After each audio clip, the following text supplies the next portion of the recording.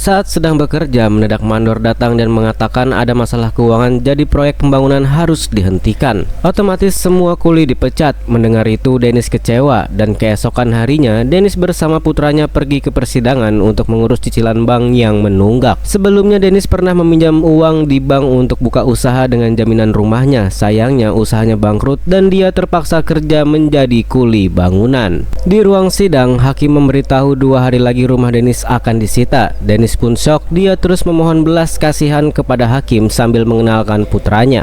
Bila rumah disita, keluarganya harus tinggal di mana? Hakim yang kasihan memutuskan memberi perpanjangan waktu 1 bulan. Dennis lalu pulang. Di rumah dia tinggal bersama putra dan ibunya. Ayahnya sudah lama meninggal dan istrinya sudah lama bercerai. Alasan Dennis berjuang mati-matian mempertahankan rumah karena di sana banyak kenangan masa kecilnya bersama sang ayah. 2 hari kemudian dalam rumah, Dennis kaget mendengar suara gederan pintu. Ketika dibuka, ada polisi dan pria utusan bank bernama Rick. Rick menjelaskan dia datang untuk menyita rumahnya Dennis. Dennis bingung, kemarin kata hakim dia masih punya waktu 1 bulan. Rick lalu menunjukkan surat dari pengadilan sambil mengatakan dia cuma menjalankan tugas. Pokoknya harus keluar rumah ini sekarang juga, dan Dennis pun pasrah. Let's go. No more of this. Into her bedroom? Is that what's happening?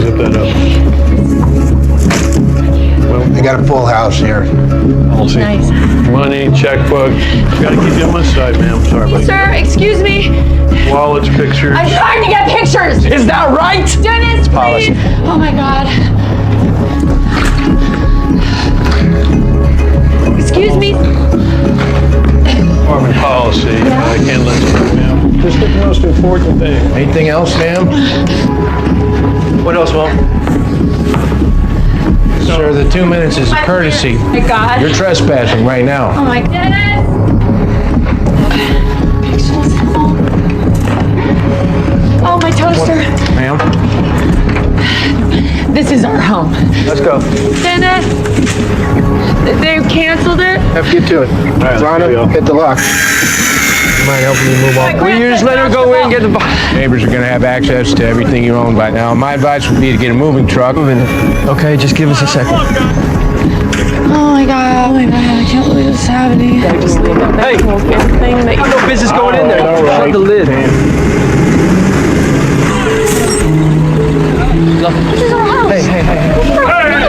Get away from me. It's okay. Hey, take your son off the property. What do you think I'm doing? I just want to go to my room, please. Connor, just... Why?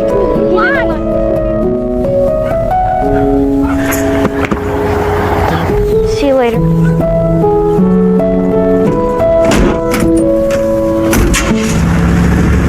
Keluarga Dennis terpaksa pergi dari rumah tercinta mereka karena hanya punya uang sedikit. Dennis menyewa kontrakan murah. Kontrakan itu dihuni oleh orang-orang yang bernasib sama sepertinya. Besoknya, waktu sudah membereskan barang, Dennis baru sampai peralatan tukangnya menghilang. Ia yakin pasti diambil oleh anak buah Rick saat kemarin membongkar rumahnya. Dennis yang kesal dan langsung pergi ke tempat kerja Rick. Sesampainya di sana, tanpa basa-basi, Dennis bertanya pada anak buah Rick, di mana perkakasnya. Karena tidak ada yang mau mengaku, Dennis mengajak ribut orang-orang di sana. Di tengah baku hantam, Rick datang memisahkan mereka. Tak lama kemudian, Rick mendapat telepon ada masalah dengan rumah yang hari ini akan disita. Mendengar itu, Rick menyuruh anak buahnya segera berangkat. Karena tahu Dennis kuli bangunan, Rick menawarkan ikut bekerja dengannya dan dibayarnya $50. Meski masih kesal, tapi karena butuh sekali uang, Dennis terpaksa setuju dengan tawarannya. Sesampainya di rumah, semua kuli mual. Agar tidak disita, si pemilik rumah sengaja membuat kondisi rumahnya sangat kotor dan bau busuk. Saking baunya, tidak ada kuli yang mau masuk ke dalam rumah. Demi mencari nafkah, Dennis pun mengajukan diri dia mau masuk asalkan Rick membayarnya $250 dan Rick pun setuju. Setelah pekerjaan selesai, ketika pulang, ibu dan anaknya senang sekali melihat Dennis membawa uang banyak. Waktu ibu bertanya kerja di mana, Dennis berbohong. Dia mengatakan tadi dia membantu orang kaya pindahan rumah. Dennis tidak ingin ibunya tahu kalau sekarang dia bekerja dengan orang yang telah mengusir mereka dari rumah. Besok hari karena kerjanya dinilai bagus, Rick memanggil Dennis ke rumahnya. Di sana Dennis disuruh servis AC dan genteng bocor. Baru ditinggal sebentar, ternyata kerjaan Dennis sudah selesai dan Rick pun kagum lalu mengajaknya ikut untuk pergi. Di jalan Rick bercerita dia adalah seorang marketing perumahan sekaligus kerja di bank sebagai penyita rumah menunggak dan dia menawarkan Dennis untuk bekerja sama dengan dia. Dia suka kerja Dennis yang sangat cepat dan di tengah obrolan Rick melihat ada salah satu rumah mencuri listrik dan air dari rumah kosong di sebelahnya. Kebetulan rumah kosong itu milik bank. Dengan kesal Rick menyuruh si pemilik rumah yang bernama Frank cabut kabel dan selang air sekarang juga.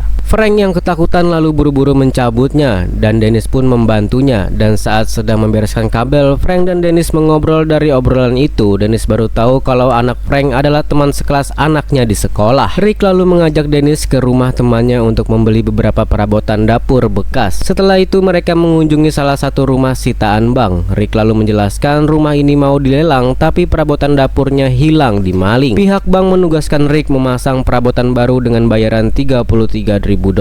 Biar dapat untung besar, Rick membeli perabotan bekas seharga $4.000. Berarti dia mempunyai untung $29.000. Rick memberikan cek ke Dennis sebagai bayaran karena hari ini telah membantunya. Melihat cek sebesar $3.000, Dennis sangat kaget. Itu sama seperti gajinya sebulan menjadi kuli. Selesai memasang perabotan, Dennis bertanya apa tidak masalah korupsi uang bank. Rick balik bertanya kenapa harus peduli, bukankah bank telah mengusir keluarga Dennis dari rumah. Mendengar itu Dennis terdiam. Ucapan Rick benar, bank sama sekali tidak peduli pada keluarganya. Jadi kenapa dia harus peduli pada bank? Yang mereka pedulikan hanya uang, uang, dan uang. Dennis akhirnya memutuskan menerima tawaran kerja Rick. Dia tidak peduli kerja apa saja, pekerjaan kotor pun akan dia lakukan. Keesokan harinya Dennis membawa temannya untuk kerja bareng dia. Hari ini mereka mencuri AC di rumah-rumah sitaan bank yang sudah kosong. Nanti Rick membuat laporan kehilangan dan pihak bank akan memberikan uang untuk membeli AC baru.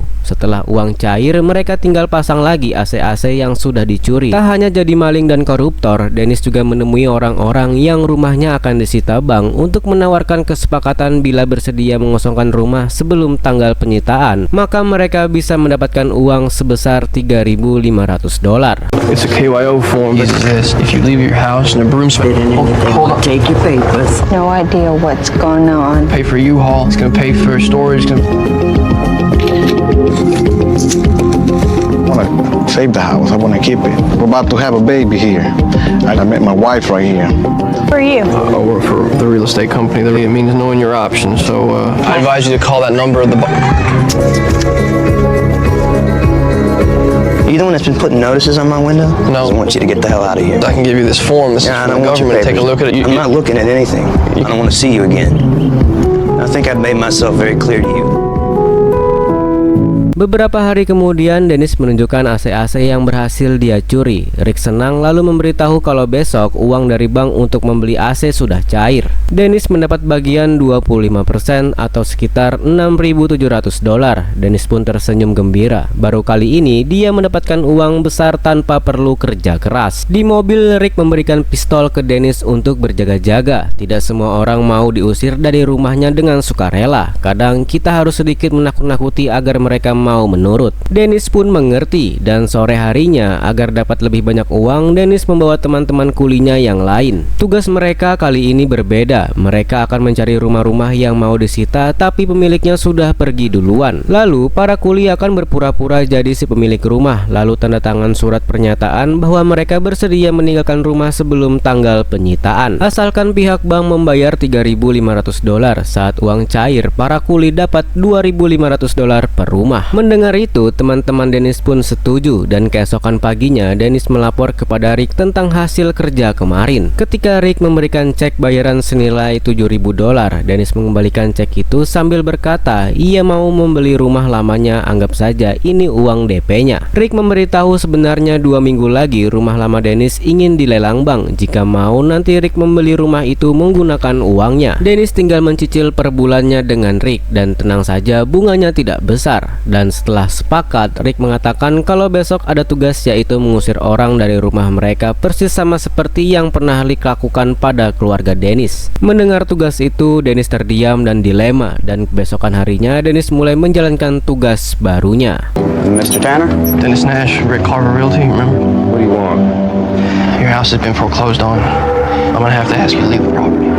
Your eviction is scheduled for the day. I can't do anything about that. Look, honey. Look, my wife's on the phone with her attorney. Doesn't matter whatever's happening on the phone. I hate to be here doing this about that right now. I'm just gonna have to ask you to leave. It's happening It's now. not there. He said he calls back. We're gonna have to wait till he calls us back. We can't leave the I point you being understand here. how you're feeling. I'm gonna give you some time to go into the house, a few minutes, just to grab some personal belongings, all the things that you need. Going back, do not close the door. I say, this is property of the bank now. Suggest you take advantage of it. Yes, let's go.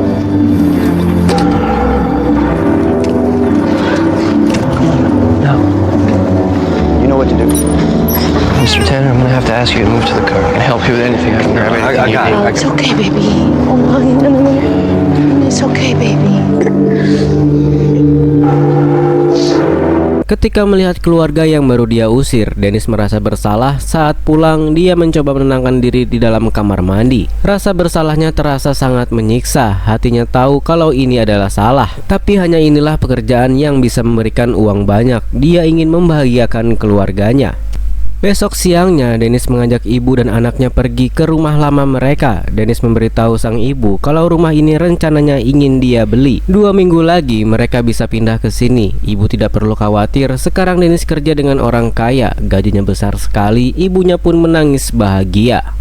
1 minggu berlalu, Dennis masih terus melanjutkan pekerjaannya. Kini dia sudah terbiasa mengusir orang-orang dari rumah mereka. Hati nuraninya seakan telah mati. Karena kinerjanya semakin bagus, Rick memberikan Dennis kartu nama agar terlihat lebih resmi. Tak hanya itu, Dennis juga diundang ikut rapat dengan orang-orang penting di bank. Saat rapat, pihak bank mengabarkan bahwa ada agen baru yang ingin mengambil posisi Rick. Bila masih mau bekerja di bank, Rick tidak bisa santai-santai lagi. Ada target harus menyita 1000 rumah. Jika gagal, maka pihak bank akan memutuskan kontraknya. Mendengar kabar baru, Rick lemas. Selesai rapat, dia meminta Dennis membututi agen saingan baru mereka. Dan kebesokan waktu, Dennis sedang memantau si agen baru. Dia melihat Frank karena tahu sebentar lagi rumah Frank akan disita bank. Dennis mencoba membujuk agar Frank mau mengosongkan rumahnya lebih cepat sebelum tanggal penyitaan nanti, agar dia mendapatkan $3.500. Dennis juga menceritakan pekerjaannya sekarang, lalu menawarkan Frank ikut bekerja sama dengan Rick juga. Pasti Frank bisa sukses sama sepertinya, dan Frank menolak mentah-mentah. Dia punya moral, hati nuraninya tidak sudi kerja kotor seperti itu, dan Dennis pun pergi dari sana. Keesokan harinya, Rick mengatakan kepada Dennis kalau agen baru saingan mereka telah berhasil menyita banyak sekali rumah. Jika terus begini, kita akan kalah dan dipecat. Seketika Dennis mendapatkan ide. Besok, diam-diam dia akan mencuri perabotan di rumah sitaan si agen. Dengan begitu, si agen akan dituduh mencuri dan dipecat. Suatu pagi, waktu Dennis sedang merayakan ulang tahun anaknya di depan kontrakan, terlihat ada keluarga baru datang ke sana. Ternyata keluarga itu adalah orang yang rumahnya baru Dennis sita. Karena takut ketahuan, dia buru-buru kabur, tapi sayangnya dia ketahuan. Di depan banyak orang, Dennis dimaki-maki habis-habisan. Orang itu menyebutkan nama lengkap Dennis sambil berkata dia masih ingat wajah orang-orang brengsek yang telah mengusir keluarganya dari rumah. Di dalam kamar, ibunya shock lalu bertanya kenapa Dennis menjadi orang yang jahat seperti Rick. Kenapa putranya dikendalikan keserakahan sampai tega mengambil pekerjaan kotor itu. Dennis pun menjawab ia terpaksa. Tidak ada cara lain untuk bertahan hidup. Dunia ini memang kejam. Dia melakukan ini demi membahagiakan keluarganya. Melihat putranya sekarang telah berubah, ibunya hanya terdiam. Besok siangnya, Dennis dan Rick jalan-jalan naik helikopter bareng petinggi bank. Petinggi bank curhat dia kecewa sama si agen baru. Padahal awalnya kerjanya bagus, tapi perabotan hilang semua jadi terpaksa dipecat. Sekarang rumah-rumah sitaan itu dia serahkan kepada Rick. Rick dan Dennis pun tersenyum senang. Malamnya, untuk merayakan keberhasilan mereka, Rick mengadakan pesta di rumahnya. Tengah malam selesai pesta, di belakang rumah saat mengobrol berdua, Dennis bercerita tentang kejadian di kontrakan kemarin. Sebenarnya dia tidak peduli, tapi melihat keluarganya ketakutan, ia menjadi kepikiran terus. Rick berkata itu adalah resiko pekerjaan kita. Dulu dia juga pernah mengalami hal yang sama, bahkan lebih parah. Ia ditabrak sama orang yang rumahnya dia sita. Tidak perlu takut, Dennis cukup jalankan pekerjaan ini seperti biasa, tanpa perlu membawa perasaan dan profesional saja. Rick lalu mengatakan sekarang uang Dennis sudah banyak, kenapa nggak pindah ke rumah baru aja? Nggak usah ngontrak, beli yang besar. Kalau bisa, nggak usah balik ke rumah lama lagi dan beli baru. Mendengar saran itu, Dennis pun tertarik. Beberapa hari kemudian, Dennis membawa ibu dan anaknya ke rumah baru, lalu berkata dia nggak jadi beli rumah lama mereka. Rumah baru ini lebih besar, lebih mewah. Bukannya senang, ibunya kecewa untuk apa tinggal di rumah hasil mengusir orang. Ibunya berusaha menasehati, tak masalah hidup sederhana asalkan uang kita dari pekerjaan yang bermanfaat. Berhentilah, masih ada kesempatan, kita bisa mulai semuanya dari awal. Dennis pun terlihat muak dan dia tidak mau hidup miskin lagi. Keesokan siangnya di kantor, Rick memberitahu Dennis tadi pagi ada nasabah yang menuntut bank ke pengadilan. Jika nasabah itu bisa menang di persidangan, Rick takut nasabah lain akan melakukan hal yang sama. Untungnya Rick telah menyuap jaksa dan hakim untuk melawan si nasabah pakai dokumen palsu. Rick lalu menunjukkan dokumen palsunya dan meminta Dennis pergi ke pengadilan sekarang juga. Berikan dokumen itu ke jaksa sebelum sidang dimulai. Ketika ditanya siapa nama nasabahnya, Rick menjawab Frank. Dennis pun dilema. Sesampainya di pengadilan, saat melihat keluarga Frank, hati Dennis perih. Di toilet, dia sangat bimbang. Dia memang serakah, namun dia juga tidak tega. Waktu keluar toilet, Dennis ingin kabur, tapi jaksanya datang. Dennis terpaksa memberikan dokumen palsunya kepada jaksa itu. Selama sidang dari luar, Dennis melihat bagaimana Frank mati-matian memohon belas kasihan hakim agar rumahnya tidak disita. Ia bahkan sampai mengenalkan keluarganya pada hakim sambil mengucapkan kalimat persis seperti yang dulu Dennis pernah ucapkan. Bila rumah disita, maka keluarganya harus tinggal di mana. Sayangnya, pengadilan memutuskan rumah Frank akan tetap disita. Besok lusanya hari penyitaan pun tiba. Kali ini Rick ikut turun tangan. Ketika polisi mau mengusir dari jendela, Frank mengeluarkan senapan. My wife and kids are in this house! Sir, put the gun down! Sir, put the weapon down! He's gun! God damn it! Stop it! Put that down! Put the gun down! Put the gun down! Sir, don't do that! No! Dennis! Trespassing! Put the gun down! Put the gun down, sir! Don't stand there! Get in the bedroom! Get in the bedroom! I gotta leave here! Why don't you send your wife and kids out? Frank mengamuk dan mengancam akan menembak siapapun yang berani mendekati rumahnya. Tak lama kemudian, polisi lain datang sambil terus menodongkan senapan. Frank berkata dia hanya ingin keadilan. Kenapa di persidangan kemarin jumlah utangnya berubah? Kenapa hakim tidak mau membaca dokumen asli yang telah disiapkan? Dan kenapa dokumen palsu bisa menang? Melihat perjuangan seorang ayah itu, Dennis mengerti. Frank tidak ingin menyakiti orang. Dia hanya butuh keadilan sama sepertinya dulu. Tapi bodohnya sekarang, Dennis justru malah membuang keadilan di hatinya cuman demi uang. Setelah mengumpulkan keberanian, Dennis mendekati jendela rumah Frank lalu menceritakan apa yang sebenarnya terjadi di pengadilan. Ia memberitahu semuanya. Frank terdiam, syok. Ia membuang senapannya dan menyerahkan diri. Dennis begitu lega, akhirnya dia bisa berkata jujur. Setelah semua kejahatan terbongkar, Dennis memutuskan menyerahkan diri kepada polisi. Para polisi juga mulai menginterogasi Rick. Tak lama kemudian, anak Frank datang dan tersenyum pada Dennis, seakan berkata terima kasih telah memperjuangkan rumah kami, dan film pun selesai.